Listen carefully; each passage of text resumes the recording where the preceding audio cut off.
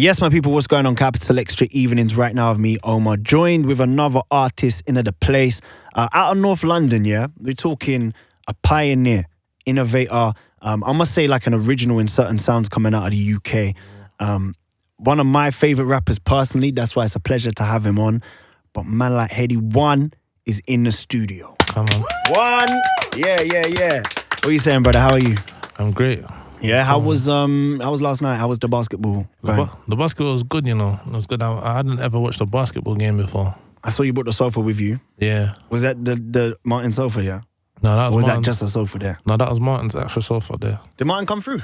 Nah, he didn't come through, man. I think it's a bit overwhelming for him, everything. So I'm trying to just teaspoon feed him. Like, Yeah, I say. I thought he was gonna come through here, you know, because I said to my producer, I was like, "Yo, can we hook up 2 mics, just in case he came through?" I was hoping that we could have a chat with him. If I knew before, I would have brought him still. Next time, bro. Next time, 100%.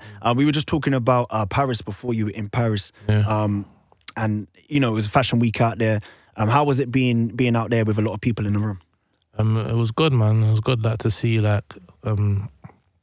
all the new pieces and that. Yeah. The fashion shows and that. It was good, like, I actually like fashion. Yeah, for real. So yeah, man, it was a good experience and that, loads of good energy, and loads of meeting new people and that, meeting some old faces as well. It was good. Yeah, because I was saying to you before that I personally would be, if you were to put out a fashion brand, Yeah. I think it's a good incentive for a lot of people to buy some stuff. You just being Headie One, Yeah. Is that something that you'd think about dropping? Yeah, definitely. But if I was to do something, I'd want to make it more about the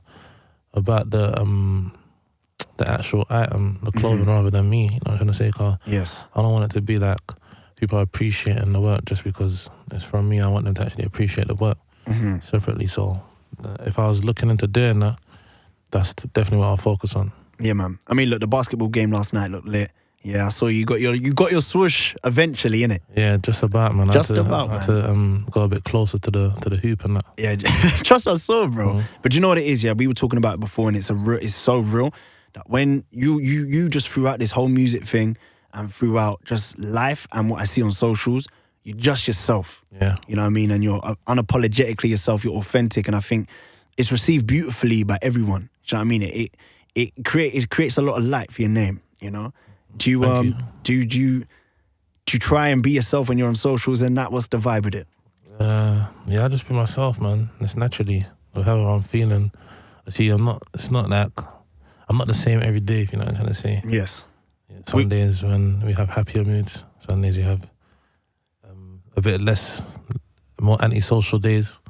But yeah, man, it's just about just expressing yourself as it is, the truth. Just be yourself. Yeah, man. Real talk. It's life. Yeah. I feel like good mood today, though. We're happy, man. Yeah, and today I'm in a good mood. Come on, man. I clocked it when you walked in. I clocked it. I was like, yeah, my guy. Come on. What about in school? Were you always the funny kid growing up? What was the vibe like growing up in school?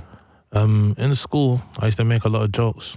I got kicked out of class a lot. Yeah, I can imagine. You know, you strike me as, you know, the kid that gets kicked out, yeah, and then he comes back. He gets kicked out, he comes back and he looks through the class and he's like, hey, yo, Jaden. Yo. You know what I mean? You know, it's funny. That's exactly what used to happen. I knew it. In film studies and that. I got kicked out of every single class for the whole time. Film studies, that was a thing for you? Yeah, I tried to do film studies. Oh, okay. What? So you literally just study films? No, there was actually like a GCSE course called film studies. And I just used to go in there and just make jokes and get kicked out. Yo, bring that back, you know? I know. Where's film studies isn't a thing anymore? I don't know, you know, is it? I don't know. Yeah, I need to ask like... I need to ask as well. That's a vibe. Yeah. Do you remember when you get the supply teachers come through?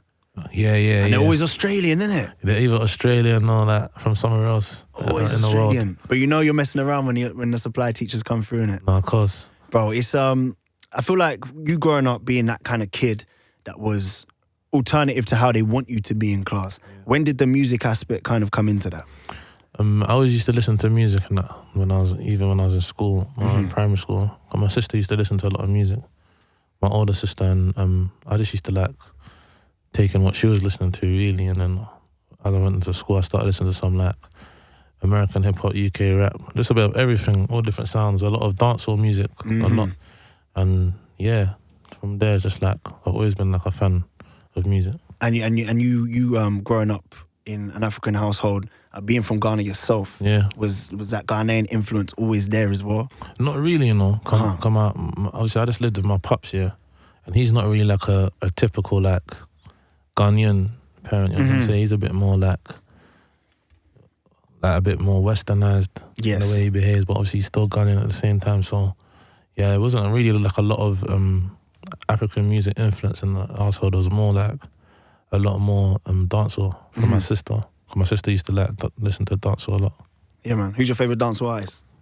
That's a question. Are you go ahead, tell you what, let me rephrase that. Are you Gaza or Gali? I don't even really know the difference between the two, you know. I know that there's... Pick a side, my guy. I know there's two different sides in that. I know, yeah, but I don't really know how it really works over there still. Yeah, I hear you, man. I hear you. It's prior to the first mixtape coming out in like 2018. When was the first kind of like drop for you? Was it like even if it was locally for the streets? And my first ever mixtape that I done, I burnt on some CDs and that, and I gave it out to the man them and that. Yes, it must be mad for you seeing that way of distributing your music change now, because you're looking at your Spotify streams, but first of all, to be giving it to your man them just on a CD now, that must be mad for you. No, it is, man, because back then you wouldn't really think it would stretch that far, really. Back then it was just like more like a hobby, and it's trying to ting. Actually right now it's a bit different. Actually, there's different platforms and like platforms that allow us to reach a bit further out there. I'm gonna say so. It's definitely good. Nah, big up, man. And you know what's so sick about you, and something which I've always received from your music growing up, is how we've had so many different versions of Headie One. The same Headie, but you've been very versatile with it. Like, you haven't been afraid to do the vocal thing. Do you know what I mean? And you've expressed yourself differently on different beats. Is there a particular type of tune or like style of music which you prefer to make? I like making all kinds of music. It just depends what mood I'm in, really. But I like melodic music a lot. Yes. That's what I was like when I listened to it a lot when I was starting off doing music. I like hip hop music, rap music, dancehall, Afro beats. So I get a lot of influence from that, all different kind of artists and genres. Yeah. Me and bro doing 90 on the M. That was my favourite track, you know. Also, something that before we like continue talking about music and talk about Martin Sulphur as well, let's clear this up. You had your first pint. Yeah, I did, you know. Out of 10, what you saying? I hated it. Hated it? No, I didn't like it. I had it when I was at a video shoot with my brother from France, Capital and we was shooting. And yeah, they just brought out some pint. I didn't even know I was gonna drink it. So what? Never in this life you've been a pub man? Never. I've never really been. I went to a pub actually one time, but I just stopped off to like get like a juice and use the bathroom. Yeah. But, I've never really I don't really know about the beers and all that. Yeah, I hear you. But listen, next time you go to pub, pale ale. Yeah. You know about pale ale? Pale ale is 10 out of 10. Pale it's ale. Fruity. What is it? A beer? It's a ale. Okay. But it's a beer, yeah. Is an ale and a beer the same thing? This is the question that I be asking as well, you know. Yeah. A beer, I think so. Why are you mocking it? Yeah. I don't know, but listen, let's get back to the music here. The 50 Bags freestyle. What was the response for that? The last song that I released. Yes. It was good, you know. I feel like it's a bit different for me. In what sense? 'Cause the song was very energetic. Yeah, and I'm not really like an energetic person. I hear that. So, somehow you managed to make it. You managed to carry yourself with a lot of energy in that music video. You know what I'm saying? Yeah. The way it was shot. It was a good vibe, man. We was just out there, just doing what we usually do. I feel like in last year I was trying to make my videos as natural as possible. Like I wanted my videos to be like just like what you'd actually see in real life, if you know what I'm trying to say. So yeah, that was the vibe that I felt like I was given. Yeah, man. There's a bar in there. Everybody want to be a trending rapper. Nobody trying to be a longevity rapper. Yeah. And that stuck with me. And I wanted to ask you this: what sets the tone for longevity for you in this game? I feel like people like obviously, you know, trends come and go on, and I feel like a lot of people get stuck in a moment when stuff are trendy. Not trying to say when in a position where to like see themselves as trendy, and they don't realize that like it's a longer game when they get carried away with like what's going on right now, rather than thinking about what's gonna happen tomorrow, or even what happened yesterday. You know what I'm trying to say? Like, things are constantly moving and flowing like water. So just about like just constantly thinking about how to elevate rather than just being like stuck in a moment and like getting too far ahead of yourself. You know what I'm trying to say? That's a real gem, you know. That's a real gem, which I feel like we need to keep with us. I think this whole social media, this whole TikTok thing as well, as beautiful as it is for people to get exposure, it's like people have their peak, and then they come straight back, they crash down, you know. Yeah, man. Let's talk about the track. It's this week's Homegrown Track of the Week. Yeah. Been feeling it. The promo for it, I think, is what got me so gassed originally. Yeah. Before people even knew who Martin was, what a sofa was, it was just in our heads. And the first clip that I saw was you buying Martin a new sofa. Just tell us a bit about the story behind Martin's sofa.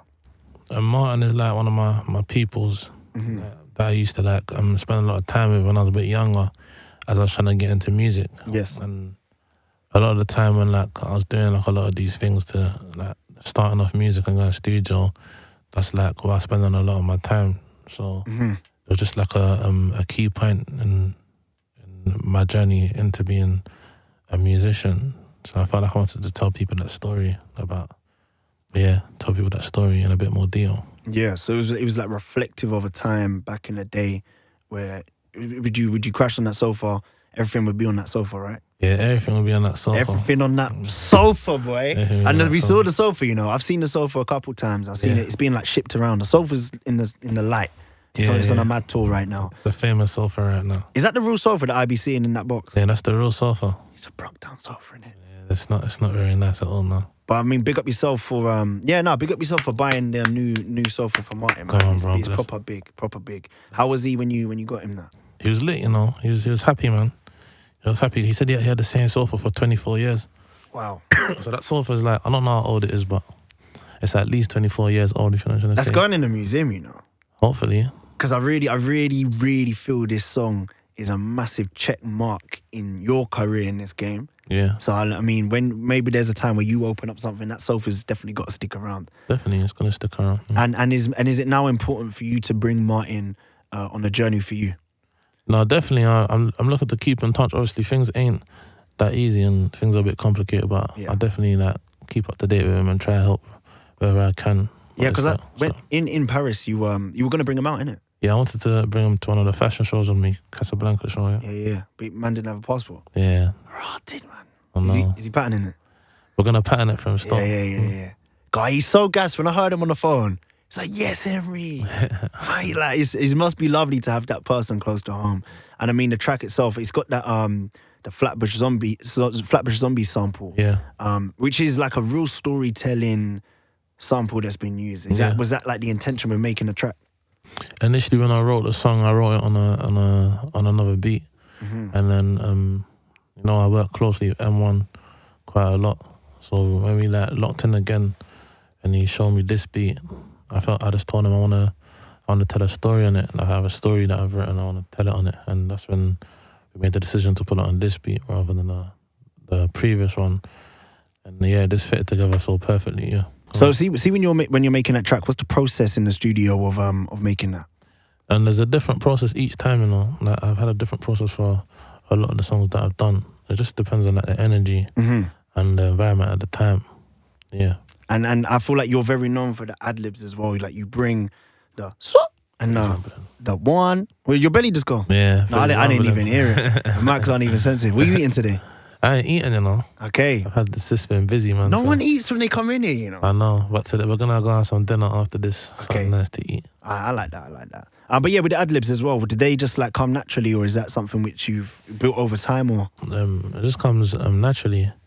So I used to, when I was like on my little holiday camps and that, I used to ad-lib like a lot of the songs that I was playing on radio, just randomly. Yeah. So I'll just like be listening to the radio, and when they play like certain songs, I'll just ad-lib it, like while I'm chilling alone. And I feel like that's where I managed to like perfect it. Nice, man. Well, look, let's talk album, man. What's been the process of making this? I've been like thinking about it for a while, and like what direction I wanted to head with it, and I just want to like make the people know like how it really started. I feel like a lot of people know me. Yes. They see me, but they don't really know like the details of like the place where I come from and the journey which I've had to take. So I want to just like give people a bit more of an insight into that and the transition from coming from the places that I come from into music. And so as an artist, do you recommend listening to these things in start to finish? Is that how you intend to make these things? Yeah, I feel like the story, like, it's interesting whichever way you listen to it, really, because that's how I tend to make my music. I like to just give people like the raw truth and no sugarcoating, so it's not really hard for people to listen to. You could literally listen to a few lyrics and you know like what story I'm telling, and you can expand on that by listening to the rest. But yeah, I'm just gonna get in the truth like I've always done. And if this, what I'm about to say, if this comes to life, bring me in. That's what I'm saying. But I feel like because you're it's kind of going back and documenting the journey so far, is there going to be any like kind of documentary kind of feel to this? Are we going to be on a tour around the ends? Is this something that you thought about? Maybe. Alright. Yeah. If it, yo, don't be taking my ideas on, yeah? Maybe. Nah, big love. Look, Headie One in the studio, 2023, big things coming. Thank you for joining us. And yeah, big up yourself, bro. Big up yourself. No, thank you, bro.